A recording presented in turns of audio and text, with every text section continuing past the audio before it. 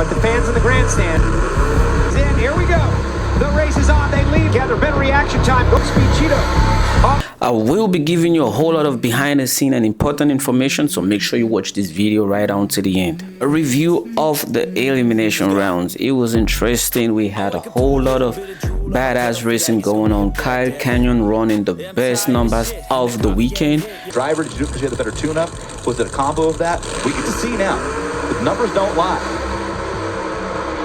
Look at this. 366.7. Whoa! Wow. Kyle Canion, 218 miles per hour, and Kyle Canion blasts to the top spot in right trailer's Outlaw Street. Scott Taylor makes the second best run of the weekend. And Carson Baker has to defend his home turf, and he runs his personal best at 371 as well. Question about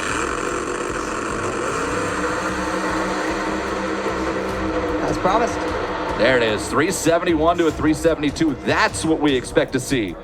Surprisingly, Ryan Martin qualified the last. That is not typical of Ryan. He's not known to be the last in anything. So yes, he qualified the last, and moving on, it wasn't a cheap draw, so he had to race the number one guy. So Kyle Canion versus Ryan Martin. Then we had Sean Ellington versus the sixth person, who was Clay Cole, and the second person, who was Scott Taylor, raced the seventh qualifier, who was Paige Coughlin. So that was the round number one draws. Let's jump right into the videos. Motion of a single yet, but they are backing him up, and I can only assume that's bad. Wife's money. Backed off the starting line. A terrible way to go out round one. But Carson Baker going to take that opportunity to get down the racetrack. And the Speed Cheeto is going to get a buy run.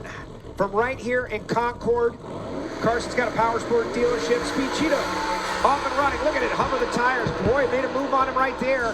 375 to 05.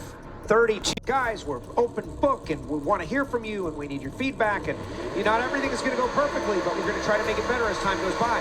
And then, like, what do you guys want to do? And they're like, well, they did a lane swap. Oh, did they? After that situation right there. Canion Racing, left side, 68 Camaro. Got a little old school, new school Camaro matchup. Remember, got to be the factory wheelbase. Got to be steel roof and quarters. Other than that, there's not a lot of rules. You can have double power adders.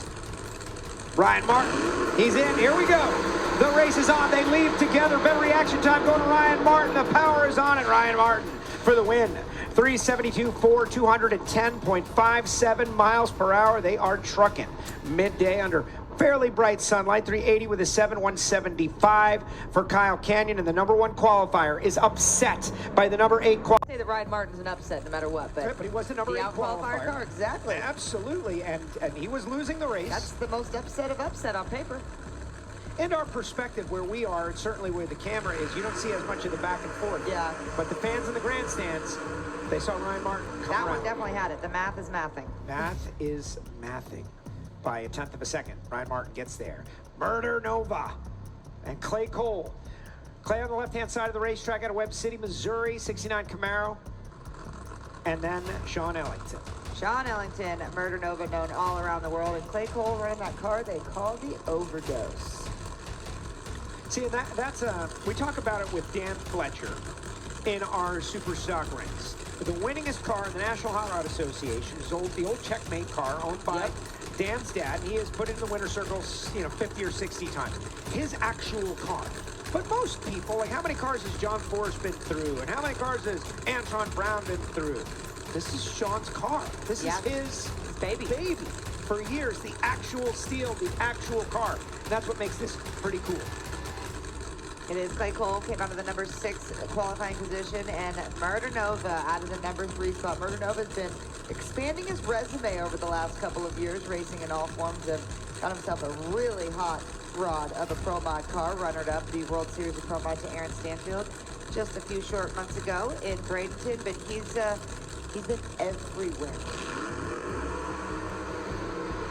They leave together. Been reaction time. Going to Clay Cole, but the chutes are out. And the win light for Murder Nova. 370 with a 7 at 210.37. He was 28 on the tree, and he needed a lot of it. Clay Cole, unable to duplicate his qualifying performance, runs 379.6, 213, but was 17 on the tree.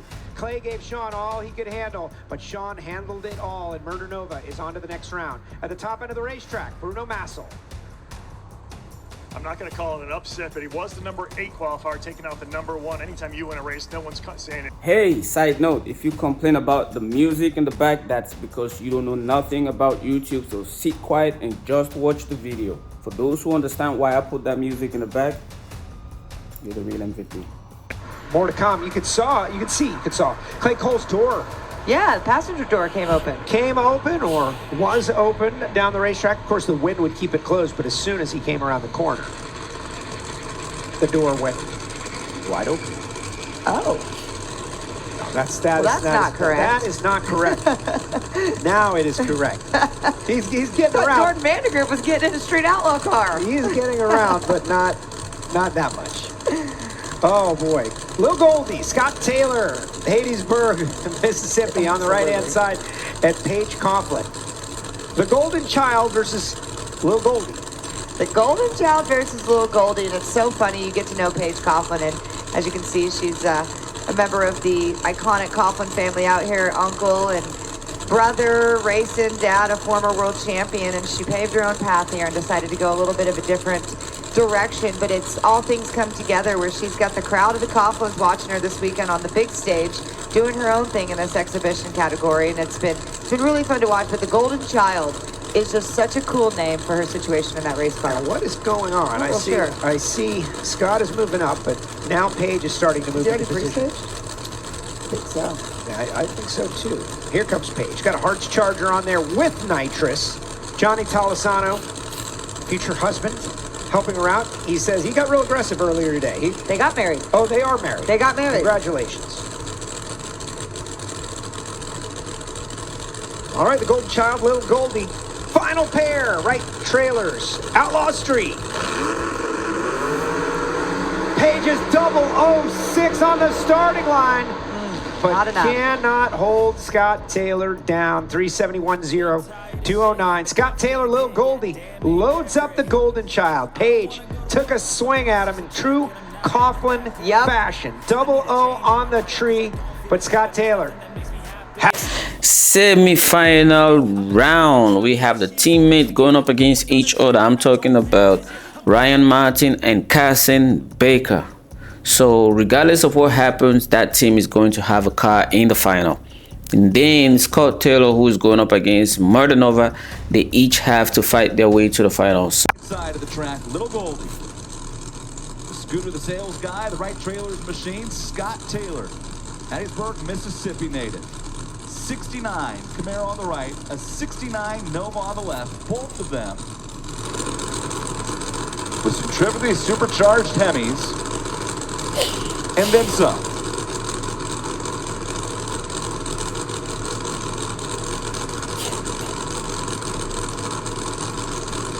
Scooter and Murder Nova trip to the finals on the line in the first ever Right Trailers Outlaw Street, presented by Quick Performance event in NHRA history.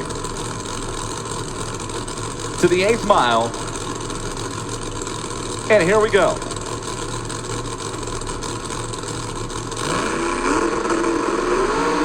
Wow, Scott Taylor just drilled Murder Nova, and at the stripe, he's going to the finals on a whole shot. 3.689 beats 3.680.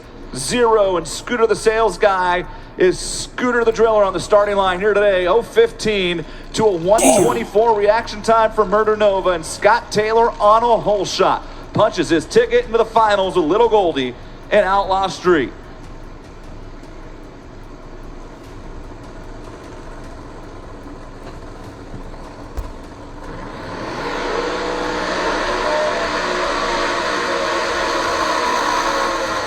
And here come the teammates with the half-track burnouts, and then some.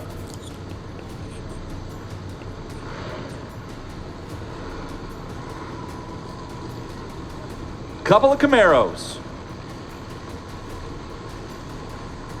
Ryan Martin over on the right side of the track, pardon me, left side.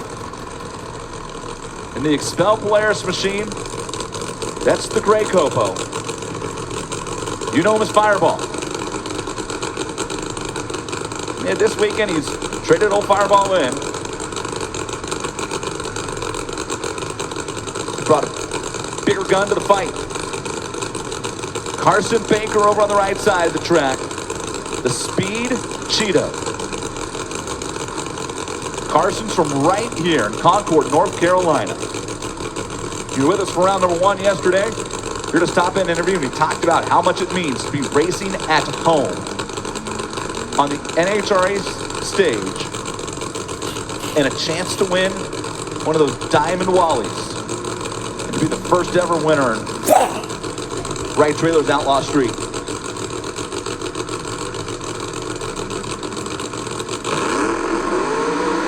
Whoa, Carson turned it red. Ryan Martin, 3.708, 189. Fireball goes to the finals. 379, 197 for Carson. Carson Baker was way, way red. Ryan Martin, 76 on the treat, 370 with an 8, 189. In the final round is going to be Fireball and this guy. They call him Scooter. Joe? Murder Nova, you treat him bad. Little hole shot. Woo! You're going to the final. Oh man, I'm excited. Look, I've been struggling on the tree. Look, new atmosphere. I was consistent. Then round 1. Man, Scott Taylor treated Murder Nova so bad, even though he ran the better numbers. Man, Scott was already gone. So Scott Taylor wins by a whole shot. Carson Baker goes red. That puts Ryan Martin and Scott Taylor in the final. One of these guys is going home with a Wally, and it's going to be their very first Wally ever. None of them have ever competed for a Wally, and this is history right here. History in the making. All right, for the final, let's watch it live. I am actually watching it live right now. It's not been an easy path for either of these machines. Folks at Right Trailers and Quick Performance helped make this happen. Scott Taylor and Ryan Martin were two of the drivers that sat down with the staff at NHRA at the PRI show and said, we need to make this happen. We want to race on the grandest stage of the NHRA, and here they are, the final round of Right Trailers Outlaw Street, presented by Quick Performance. The last check of the wheelie bars, and Scott Taylor, Little Goldie, Scooter. All right, for the final, let's watch it live. I am actually watching it live right now. And a final round for the history books. The Right Trailers Outlaw Street, presented by Quick Performance, set to go head-to-head. First time in the final round on the NHRA stage.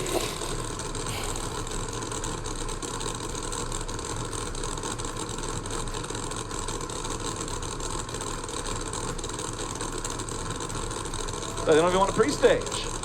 There's a little history here. Don't forget about that. Oh, they both dove right in. Red light! Scott Taylor's red.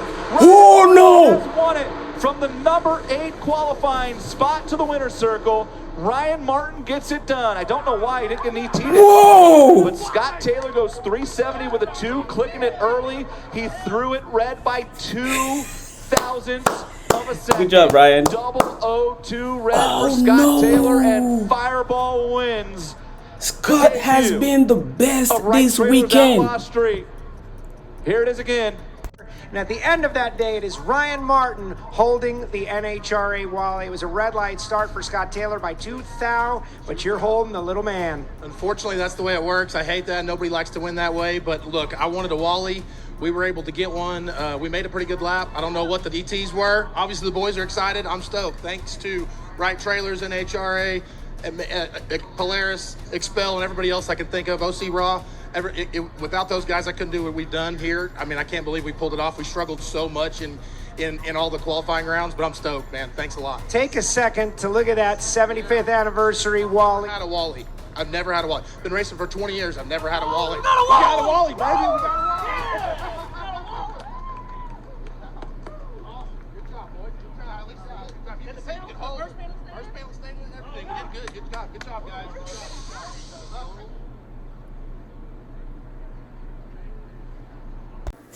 Scott Taylor has been the best guy this weekend.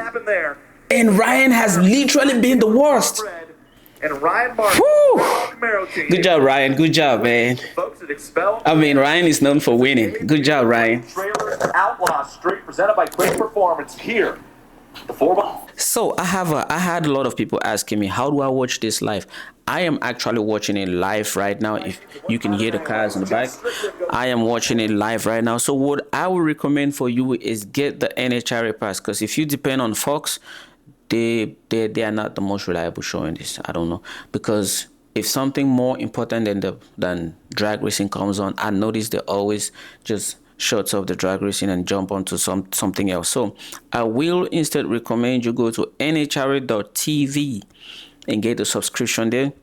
Yearly, I believe it's about $170, but you can get the weekly pass, because I know a whole lot of you watching me are not you guys are Street Outlaw fans, not really NHRA fans. So you might not want to get the yearly pass. So what I would recommend is get the weekly pass. The weekly pass is about $25, $25, yeah. So whenever these guys are racing, they still have 3 more races to go. So whenever they're racing, if you know the week they're racing, just get that week's pass so that you can watch from home. It's $25. Or you can follow Ride Trailers. They do have a free live feed that they do during rounds, but I won't recommend that, because you would definitely miss rounds. Facebook will not let you know when Ride Trailers go live, and then you end up missing rounds. So preferably go to NHRA.tv and get you a subscription there when the guys are racing. The weekly pass. I'm talking about a weekly pass. But if you feel like you want to pay for the yearly pass of about $170, yeah, you can go ahead and do that too. Big shout out to my guy Carson Baker. He wanted me to be, in fact, all of the guys, they wanted me to be there, but I didn't know how the NHRA rules will apply to me, because you guys know what I do. I record and I post. But NHRA has a rule that if you're a videographer, they have a rule that you can only post pictures of the races, right? You can't post videos. And if you're recording the videos for a driver, they don't want to see the videos on your page. They only want to see the videos on the driver's page only. So, I mean, it definitely didn't make sense for me to leave Oklahoma City for North Carolina to just go and post pictures. So that's why I sat this one out. But Carson Baker was ready to pay for my entrance, because the NHRA didn't give me a media pass. So he was ready to pay for my entrance and give me a starting line pass as well. So that was it. All of the guys, they were ready to give me starting line passes, but none of us, including them, didn't know how the rules will apply to me as media. But I think they might have different rules for me too, because they have different rules for these guys. For example, these guys can sell merch, but the NHRA drivers, I'm talking about people like Clay Milliken and the rest, they don't have to sell merch. But the Street Outlaw guys can sell merch actually. So maybe the Outlaw thing can apply to me as media as well. Make sure you subscribe, hit that like button, and do not forget to hype this video up. I will see you in the next video.